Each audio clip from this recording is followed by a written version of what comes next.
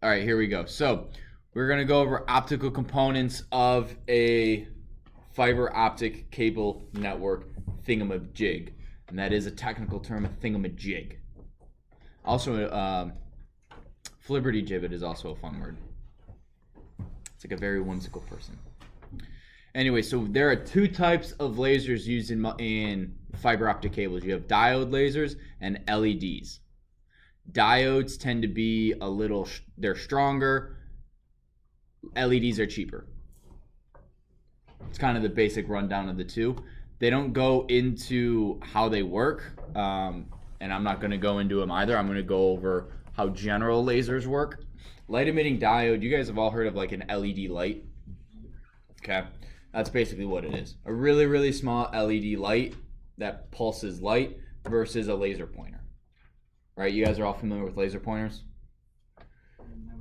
Never heard of them. Well, I don't happen to have a laser pointer in my desk, which is a bummer, because I need one for that. But basically, like I said, we're going to go over how a laser works. And one of the things I'm sure you guys did not read in depth are VCSEL, which is vertical cavity something emitting laser. Vertical cavity surface emitting lasers. VCSELs, I think is what they call in the video. I highly doubt any of you looked up what that was. You just kind of read it and was like, all right, it's a laser. Right? There is a big difference between the two, and there's a short video we're going to watch. We're not going to watch the whole video, but we're going to watch part of it. So, diode. A diode laser is preferred for moderate band to wide band systems. It offers a faster response time, and can couple high levels of useful optic power. I cannot read this. There we go. The diode laser is used as a source for single mode fiber because LEDs have a low input coupling efficiency. Basically, the longer you want your signal to go, obviously the stronger light you want emitting the signal, right? Does that make sense? If I want to kick a ball far, I have to put a lot of energy into kicking that ball, right? A 2-year-old versus a 20-year-old kicking a soccer ball, which one's going to go further? I knew someone was going to say the 2-year-old. No. Typically, I won't say typically, the 20-year-old versus a 20-year-old, and then, a 20-year-old soccer player, it's going to go even further because they know how to kick a lot better. So, obviously, if you want something to go far, you want a strong laser, so diode laser.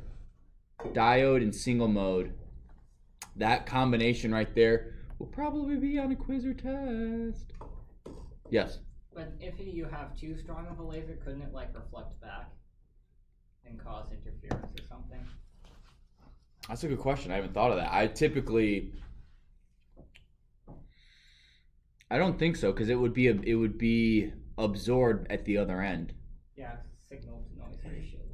Oh, fair point. It would probably be the same, no matter how far. I don't know. Power. I hadn't thought of that.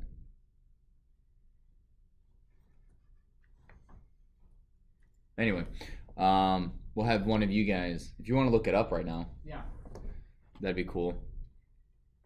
So again, I'm not necessarily going to talk to you guys about nanowatts or microwatts or anything like that. Typical LEDs are cheaper, require less complex circuitry, so you can they're less complex, which is probably why they're cheaper. And some of them, so with different lasers, you need to be able to take care of the heat they create, or they're very sensitive to temperature, so you have to be a little bit more sensitive with your air conditioning and your heat and all that. So with LEDs, you don't have to. With the more stronger lasers, you'll need to be a little bit more careful about your infrastructure. You can't just plug stuff in and go, because diode lasers are awesomer. Make sense? More better. They're more good. They're more gooder. More weller. Any questions on that? Oh, yes, this is my notes. Yeah. The laser device, another laser device, distributed feedback laser, uses techniques that provide optical feedback in laser cavity. So that's just a better laser, right? All of these different things, everything's done with lasers, and they're talking about increases in different technologies. The core principle of every laser is the same, and we're going to go over what that core principle is. But you can have, if you fill it with different gases, if you use different types of power, if you use different, like the first one used ruby. I think it was a cylinder of ruby. I can't remember if it was hollowed out or not. But the essence of lasers is the same. Okay. You guys ever heard of an argon? I think it's argon laser. Shoots out a green light. It's illegal to put it at airplanes. Yeah, it's pretty much illegal to put any laser pointer at an airplane. Yeah. It like blinds the pilots. If you hit them, yeah, it's super strong. It's so crazy. That's something that you can hold in your hand can go 35 miles up. I have that. Like Blind someone with what? A laser. Yeah. Fun. That's why it says don't Very look easily. at lasers. It's also radioactive. All lasers or just certain ones? I think it's just certain ones. It's also very radioactive. I mean, you not could just eat uranium, but How much uranium can you eat, Colton? I'm guessing a good amount before you die. Before you die, or Well, you are Everything's dying. well, yeah, you could chug like a liter of hydrofluoric acid, but that doesn't mean you can eat a liter of hydrofluoric acid. We're getting way off in the weeds here. Principles stay the same. One of the important things that I want you guys to know is this dense wavelength division multiplex systems, which is DWDM. Bum, bum, bum. What that basically does is it shoots different color lasers, essentially, through a cable. So instead of having one fiber optic cable carrying one signal, you can have one fiber optic carrying a bunch of different signals. So it turns one cable into virtually a bunch of different ones. So that's pretty cool. So that's one thing you guys will need to know. And then another recent development is a new class of laser semiconductor called vertical cavity surface emitting lasers, VCSELs. These ones aren't. So there's a surface emitting laser, and then there's this one, a surface or an edge emitting laser. I think surface edge emitting laser. That's like a typical laser that you're used to seeing. Right? I'm pointing. I wish I had my laser pointer. Should be one for this projector, but whatever. This one is not like that. You actually, and time for video number 1, because this guy explains it a bajillion times better than me.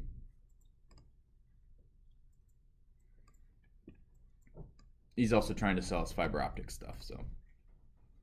I can't find anything saying that there's a hard upper limit to the amount of power used.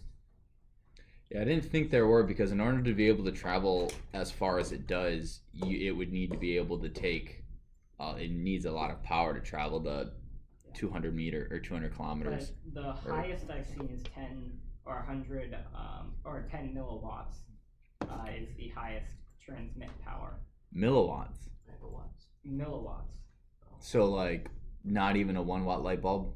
Yeah. Wow. There's microwatts listed too and nanowatts. Nanowatts. Yeah, nanowatts was in here, or It's a microwatts. little bit on the low end for nanowatts. 50 nanowatts is the least. Mm.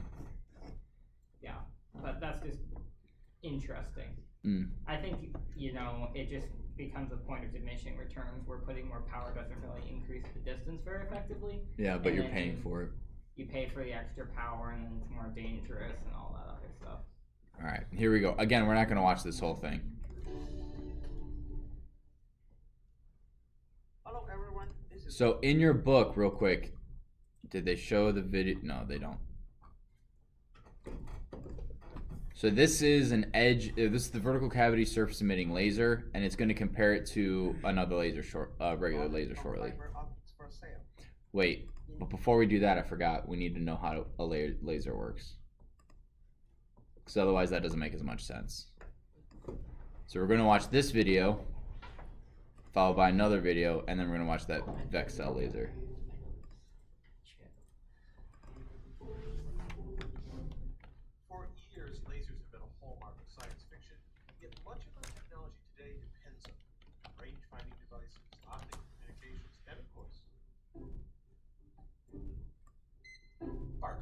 detectors. The unique characteristics of laser light make all these things possible. However, its use by eye surgeons to reattach retinas highlights them all. Injury can cause the eye's retina to peel away from the tissue supporting it. Without rapid treatment, the entire retina can become detached, causing blindness. Surgeons use green laser light of nearly a single wavelength because that color passes through the eye's lens and vitreous humor without being strongly absorbed, and thus without causing damage. The laser beam then strikes the retina where the tissue strongly absorbs that light, using the high-intensity light to weld the detached retina back into place. The beam's narrowness allows the surgeon to affect only the area of the retina that needs to be repaired, areas as small as 30 microns. How a laser creates light with these three characteristics is a intuitive force of engineering. Let me show you. Any glow-in-the-dark toy can illustrate the basic To make a laser, principles of creating laser light. This glows because the zinc copper-based compound coated the inside can absorb energy from a light source and then later radiate it as light. The light provides energy to electrons in the coating, promoting them to higher energy levels. Once the light is off, these electrons slowly lose their added energy and return. Yeah, have you guys taken lasers, talked about lasers in physics? About how light's emitted because an electron goes up a state and then falls down and emits that energy as a photon? Okay. To their lower energy ground states. The energy lost is given off as light. A closely related phenomenon lies at the heart of a laser. Let me tell you about the engineering and the very first laser based on ruby. Here I have a tiny piece of ruby and some red colored glass beads. When I shine the blue light on the glass beads, nothing much happens. Shine it on the ruby and it glows red. Unlike the glow-in-the-dark ball, the light appears immediately, and when I shut off the blue light, it disappears. In 1960, Ted Maven demonstrated the first laser by taking a cylinder of ruby and surrounding with a xenon arc flash lamp used in aerial photography.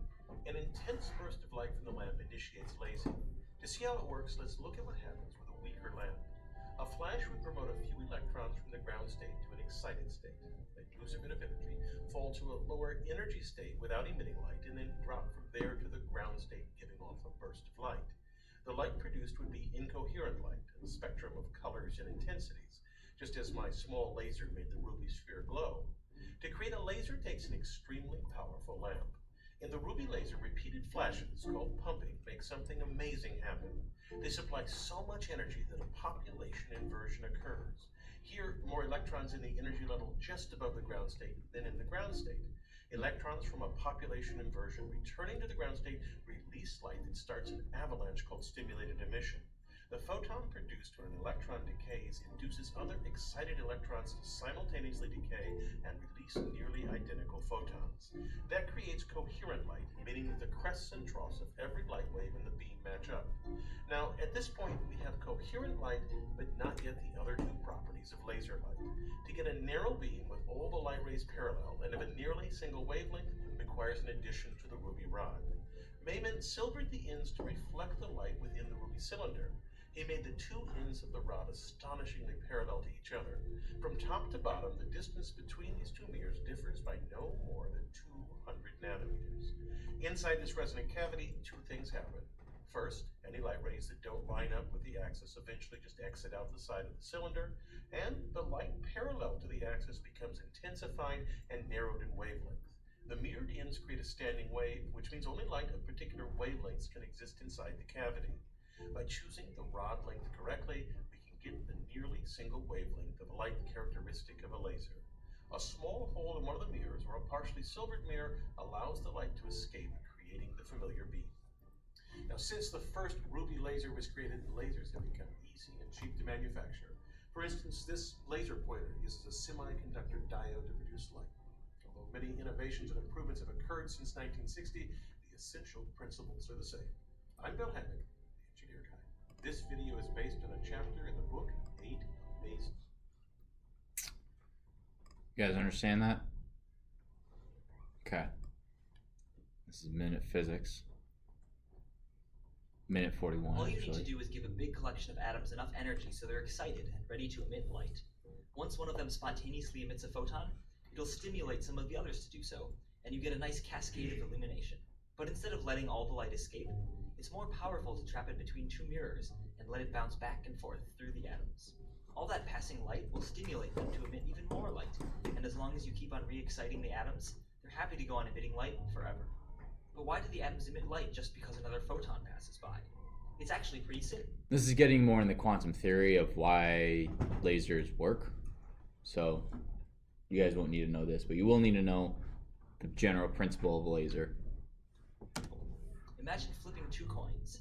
They can either be in the same state or in different states. But photons aren't like coins. No matter how hard you try, you can't tell one apart from another. So in a photon flipping experiment, that means there's only one way for them to be in different states, but two ways for them to be in the same state. So they're more likely to be in the same state. And in general, this implies that photons always want to be like other photons, to have the same phase, polarization, and go in the same direction. And what's more amazing is that if a solitary photon passes by an excited atom that could emit another photon, there's a good chance it will emit one, because the two photons want to be together, even before the second one exists. So once you have all these friendly photons bouncing around between the mirrors, you can just open up a little hole at the end and let out a blinding stream of coherent light. A laser beam. To see lasers in action, check out this sweet episode of Smarter Every Day, showing a laser you can stick your hand inside. They also have a bunch of other cool science videos. Alright, so now this is this video. In this video, I will explain what is a VCSEL laser. So let's get started. VCSEL stands for Vertical Cavity Surface Emitting Laser. VCSEL emits light in a cylindrical beam vertically from the surface of a fabricated wafer and offers many advantages when compared to conventional edge emitting lasers. Now let's take a comparison between conventional edge emitting laser and VCSEL laser. The left picture shows a conventional edge emitting laser. The right picture shows a VCSEL laser. Conventional edge emitting laser has some disadvantages. The light beam usually has a high divergence angle and difficult to couple into optical fiber without a corrective lens. Also, it requires higher electrical threshold current to operate. VCSEL lasers have many advantages. It has a circular light beam, which is very easy for coupling into optical fibers. It also consumes less power. Since it emits from the surface, this structure can be integrated in two-dimensional array configuration. Now let's see how VCSEL lasers work. A VCSEL laser is typically composed of several layers. The top layer is the electrical contact for current injection. The next layer is the high reflectivity top mirror, which has a 99% reflectivity. This layer is made of DBR, which stands for Distributed Bragg Reflector. Then the next layer is an oxide layer, which constructs a light-emitting window, so the light beam can be optimized into a circular beam. The center layer is a laser cavity. It is usually a multiple quantum well layer. This is an active gain region where lasing. We're not going to go into quantum wells, We will so talk about quantum well in the next slide. we're going to skip Then that. another oxide layer to confine the light. Last is the bottom DBR layer, the bottom mirror, which has 99.9% reflectivity. So why does the bottom mirror have 99.9 reflectivity, and why does the top mirror have 99.0 reflectivity? So that it goes out the top more. So it goes out the top more. And I think, Notice that this yeah, he's gonna reflectivity say is that. much higher it happens. The quantum wells generate photons, which get bounced. Yeah, we're not gonna go into quantum well. Basically, quantum wells, that's just where the stuff's excited and that's where the light's produced. Just so you guys have a frame of reference, because that diagram doesn't really explain what it looks like. This is a vertical cavity surface emitting laser. Whoa. Pretty cool looking, huh?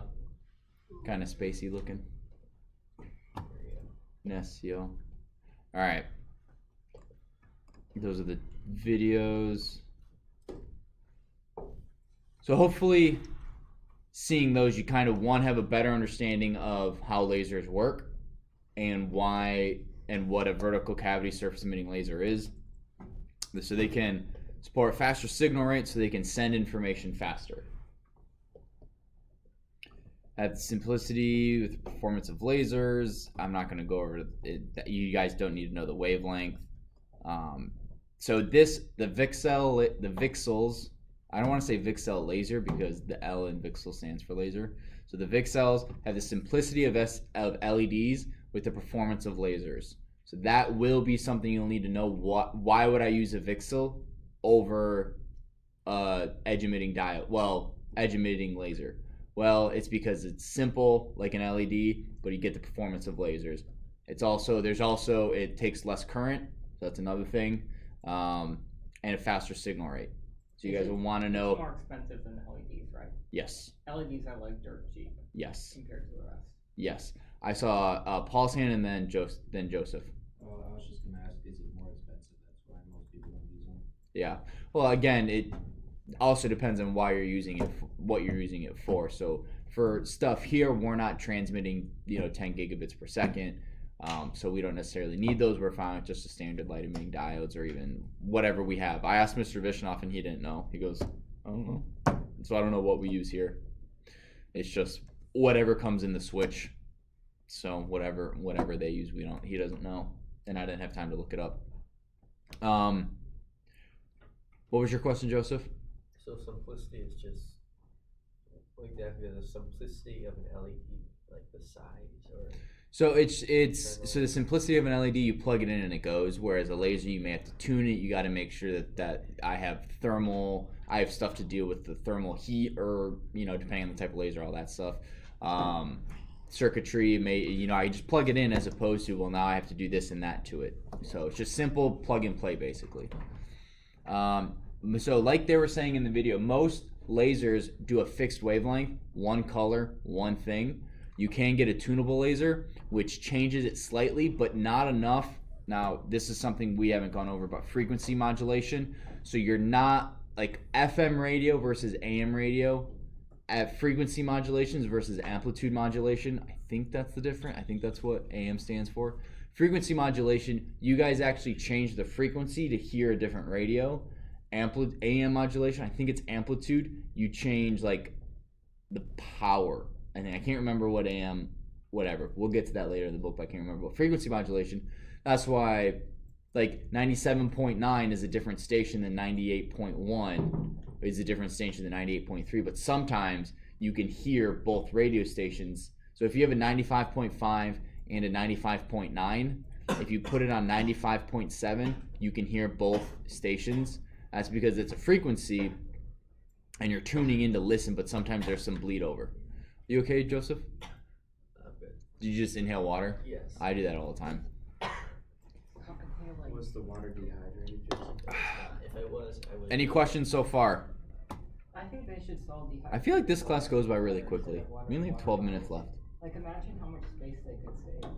Anyway, And so shipping costs. these are some intermediate components, things that you will use if you have a fiber network. Just like we had RJ45s and a crimper and a keystone jack, all those things. We have certain ones with these. You have things like that with fiber. So you can use the light source, optical fiber, light pipe, or glass.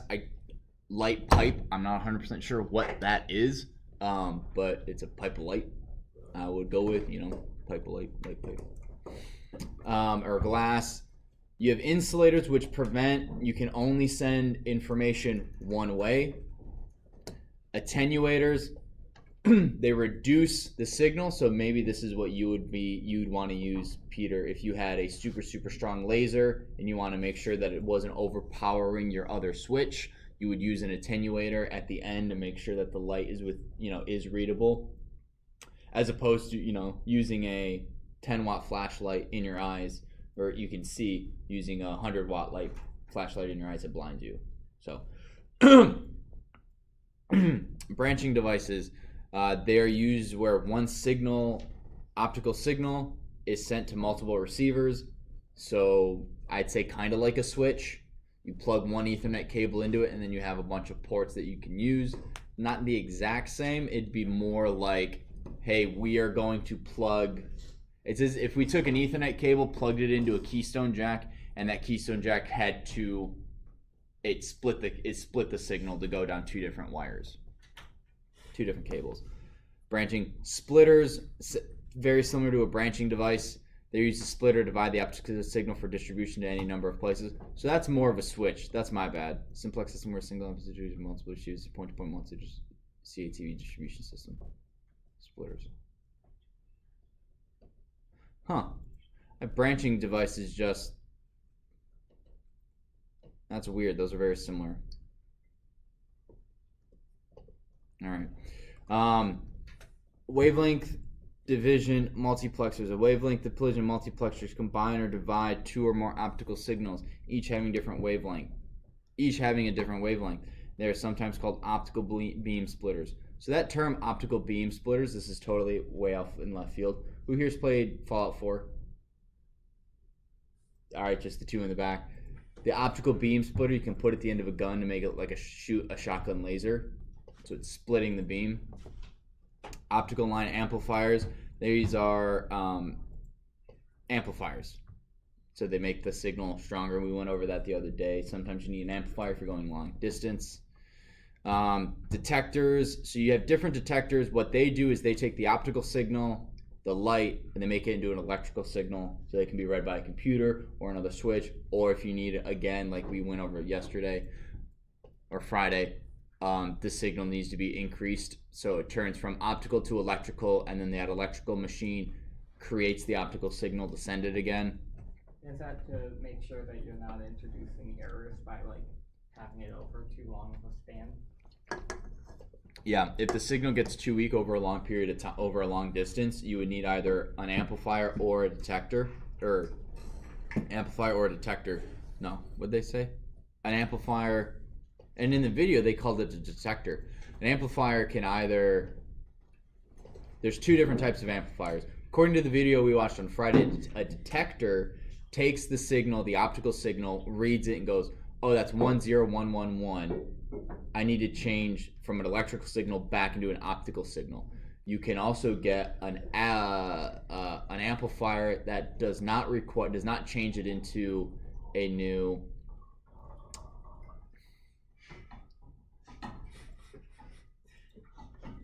You couldn't wait 8 minutes. You couldn't wait 7 minutes. No, I couldn't. I'm really thirsty. You could just use that. You could. Why didn't you just use the one that you poured out of? Look at how big that mouth is. So? If I tried to drink out of this, I get like water in my nose or something. It's slow. That's whatever. I've tried it before. All right, we have a few minutes to get through this. So detectors, you buy a detector based on these three important characteristics: responsivity, response speed, spectral response. They sound very similar, but it is responsivity is the measure of output current for a given light power launched into the diode. Response speed is this determines the maximum data rate capacity for the detector, and the spectral response determines the responsivity that is achieved relative to the wavelength at which the responsivity is specified. I'm not going to quiz you on that. That was complicated. Yeah, they're like, again, a lot of this stuff, I don't have anything like with the Ethernet. We spent a long time on that because I had stuff, and you guys, that's more important to me. Knowing which type of optical detector you need, not so much. One, because I don't have anything to here's a physical thing that you can hold, so it's a little harder. Otherwise, you just guys have to memorize it, which is not lame, but knowing responsivity, response speed, and spectral response as a whole are what you'll need to know, not necessarily what each one of them does. Does that make sense? Because you can always Google what they mean. Okay. Splitters, so just like we did on RJ45, you can do similar things with an optical cable, but you do just have to, obviously, because it's a beam of light, you have to make sure everything is as smooth and straight as possible. So these are some common, common errors in splicing or putting together, joining optic fiber cables. You have axial misalignment, angular misalignment, air gap, rough surfaces. So an axial misalignment is obviously it's not straight, it's a little off. Angular misalignment, it's not straight, it's off this way. Air gap is obviously you have a gap of air, and then rough surfaces. If the surfaces don't mesh, obviously light will escape. You can kind of think of these as pipes of water. right? Your pipe of water has to be seamless and put together, otherwise you're going to have a leak. Same with this. If your water pipe is off, you're going to have water going out the side, right? Water's going to be pouring out. If it's off, again, you're going to have water pouring out, air gap, water pouring out, rough surfaces, water will be shooting out where it's not sealed, where it's not smooth. Numerical aperture differences. So this is just the interior, the core itself has different internal properties. Core size differences. This is obviously when you go from like a single mode 62.5 micron to a 9 micron core. You can do that though.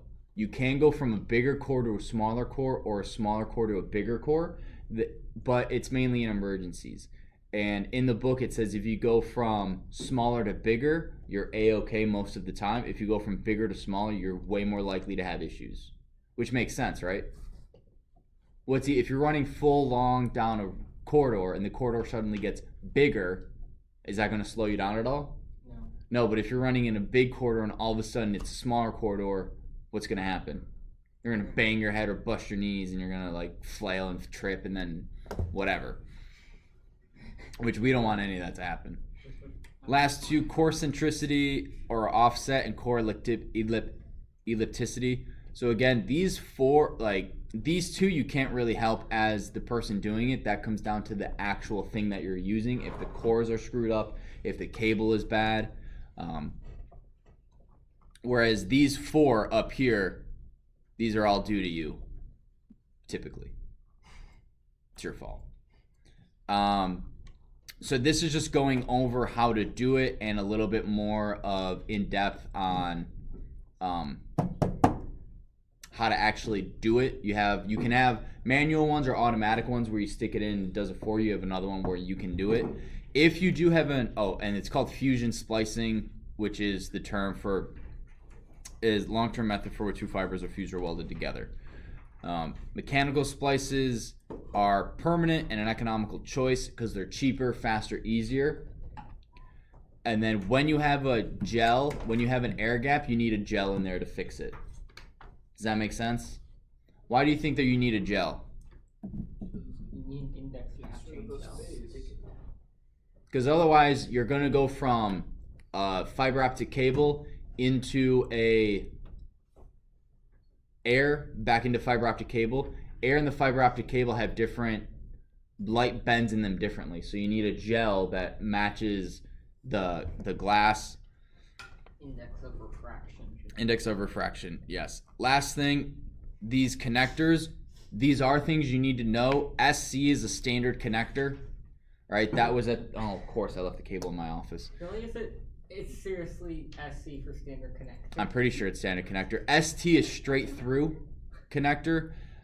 These three I'm not as familiar with because again, we don't really have fiber optic networks here. We use intermediate backbone, fiber as our intermediate backbone. So we connect the buildings through fiber, but that's about it. So we have a cable going, and then you have the connectors going into the switch.